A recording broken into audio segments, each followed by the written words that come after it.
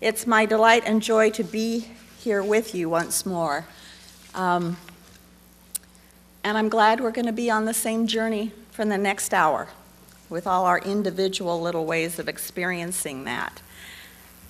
I trust that there will be something in this talk, in this service, whether it's the treatment, the music, who you're sitting next to, or my talk, whatever it is, that really enlivens you today, that awakens you to something that you weren't aware of when you walked in the door this morning. Over the rainbow is one of those statements that just popped into my head, as usual, when someone asks me to do a talk, and I know that I have to come up with a name, and this one just popped in again, and I never know what they're going to be about until I deliver the talk. And it's just funny. That's always how it works. So, with Over the Rainbow, I recently was on a vacation, and part of that time I was in Kansas. But I claim that I'm now living over the rainbow. Kansas is a nice state, but I'm not there. Living over the rainbow.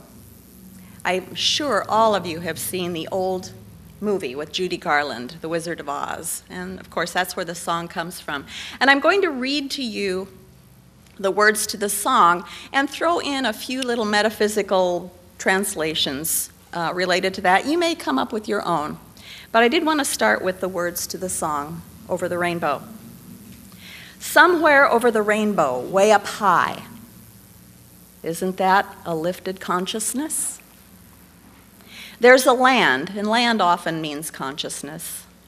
There's a land that I heard of once in a lullaby, which connotes babies, which connotes heart, which is about the child mind that always knows the truth of itself. Somewhere over the rainbow, skies are blue.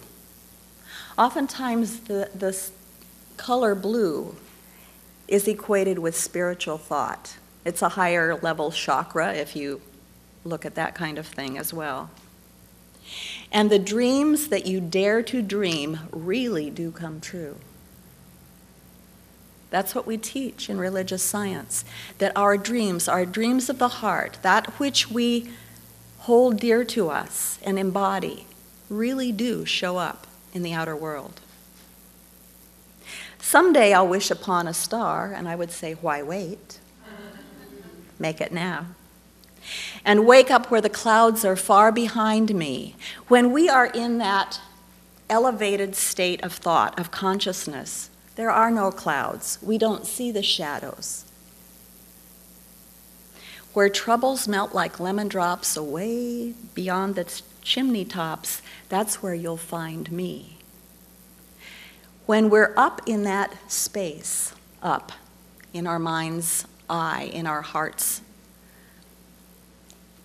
there's no room for stinking thinking. It doesn't even exist. Somewhere over the rainbow, bluebirds fly. Again, we have blue, which is a spiritual color, birds, spiritual thoughts. Birds fly over the rainbow. Why then, oh why, can't I? If happy little bluebirds fly beyond the rainbow, why, oh why, can't I? How many people, and maybe even yourself from time to time, say that, well, so-and-so has a wonderful life. Why can't I? What's wrong with me that I don't have that wonderful, whatever it is, relationship, home, job, just life in general? And in this teaching, in religious science, we say you can have, because you're already all that you seek, all that you desire. It's really our birthright. So this morning, I'm here not to tell you something new, but to remind you of what you already know deep within your hearts. Maybe you've allowed it to come up into your mind so that you're conscious of it. Maybe you haven't yet. Maybe you're afraid to allow that truth to come forward. But I would encourage you to open up to the greatest part of you and allow that to come forward today and to live your life from that. We're all on a journey, every one of us. In The Wizard of Oz, Dorothy was definitely on a journey.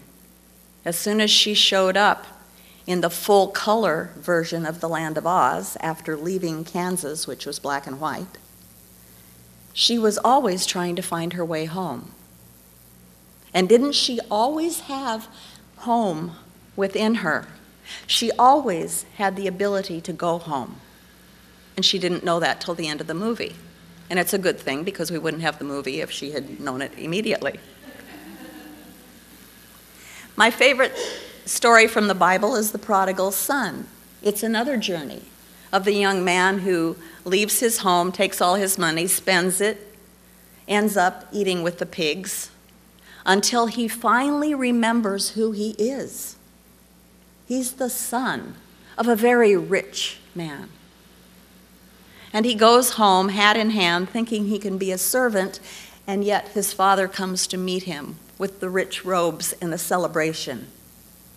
And he has all of his birthright. It's the same for us. It's the absolute same for us.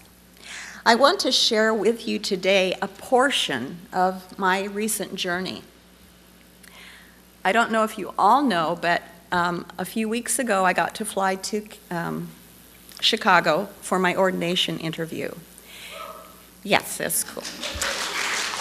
Thank you. I passed, and you're all invited to the party on October 22nd right here, 7:30. It's Friday evening, so come, please. This had been a journey that I'd been conscious of for probably 2 years. But it's one of those that I needed to embody, and as everybody who's ordained or everybody who accomplishes something meaningful, you have to embody it. It has to become real within yourself before it shows up outwardly. So this was part of the process, and I was moving inwardly to that place up until a few weeks prior to my being called for the interview, and I knew it. It was done. During that process, right before that time, I went on vacation. And before I left on vacation, I wanted a book that I could read. And thanks to Reverend Mary Jo Sperry, indirectly, I went into the bookstore and picked out a book called The Passion Test: The Effortless Path to Discovering Your Destiny.